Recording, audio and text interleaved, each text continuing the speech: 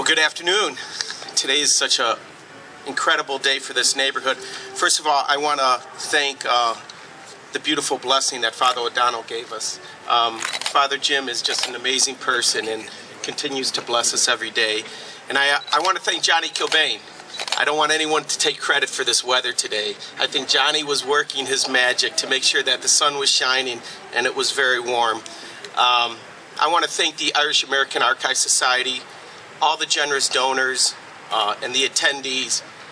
Most of all, I really want to thank this community and the people who live here in this community and who will be stewards and ambassador of this special place and watch over it. Thank you all for what you do. You know, in late fall of 2011, I heard the legend of Johnny Kilbane by our neighborhood historian, Judge Ray Pianca.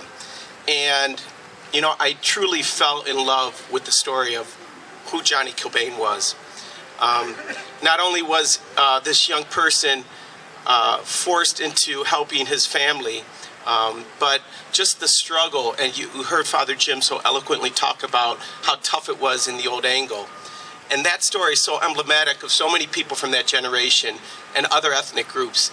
I can't help but think, and I reflected many times about the struggles that my own family had as immigrants coming here from Italy.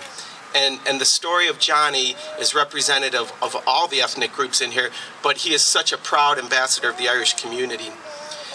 So in 2012, knowing that it was the 100th anniversary, I really wanted to see what we could do as a community to truly represent and respect his contribution.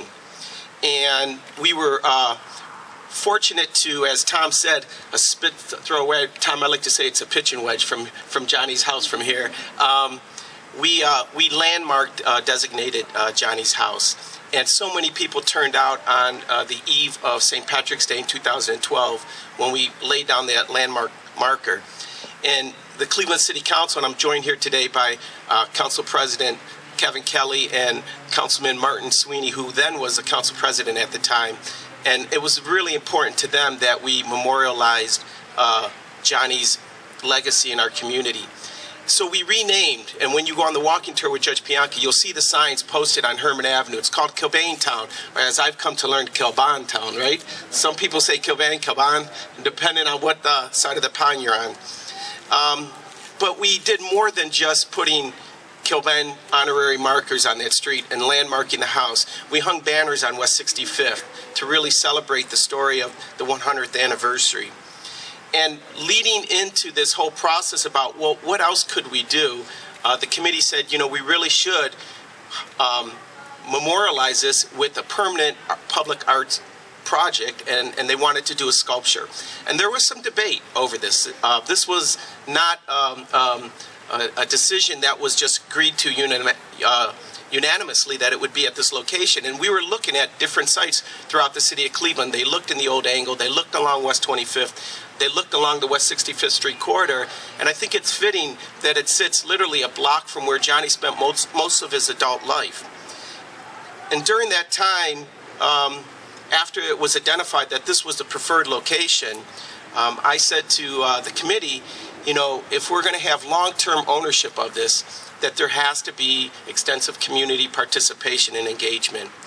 I would like to ask those members who served on the Community Planning Committee, raise your hand. I'd like to have the audience recognize you and thank you.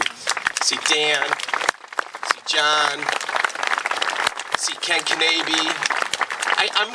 You know, for the sake of screwing up and missing a few names, I will tell you, it was a very extensive group. We met multiple times.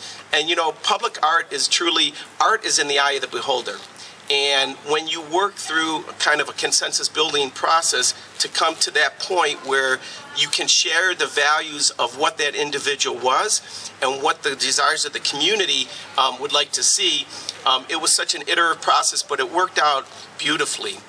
I want to thank the Detroit Area Community Development Organization, who convened all of our meetings in their boardroom. Some of them, multiple, were 3 hours in length. I see Jenny Spencer. Jenny, give a wave right there. Jenny Spencer is the Managing Director of Detroit Cherry, and Jeff Ramsey. Thank you for both for what you've done to make this day possible. I also want to give a shout out to John Hausman, who's our Director of Community Involvement. John, I saw you over there somewhere. Where you at? Give a wave. John was the one who was helping to convene us and bring us all together. I'd be remiss if I didn't thank Vintage Development Corporation.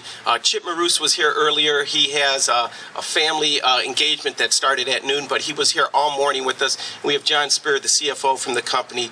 I want to thank their generous contribution to this project. You know, it's difficult, right, when you have multiple meetings working towards building a consensus, but we had 3 amazing artists who ultimately were whittled down, and we went through that screening process and interviewed those 3 artists. And after we interviewed the artists, the community came up kind of like what our criteria was or expectations for what that project would look like. And you know, that's difficult when you give that to an artist, because you want that artist to be free to design and put up something that's representative in their own image. And I want to truly thank and recognize our internationally renowned artist, Rowan Gillespie. Rowan,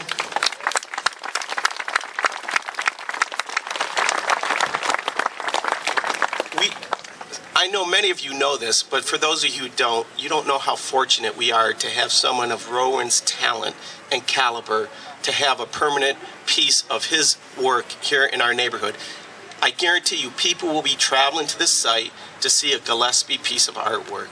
And Rowan is such a man of humility. He's such a talented person, and he took that expectation of what the community said, and he says, you know, I think I can deliver on it. And I will tell you, when we pull off this veil in a minute, you will see that he delivered. So Rowan, you're right there. Rowan, thank you so much, Rowan, for what you have done.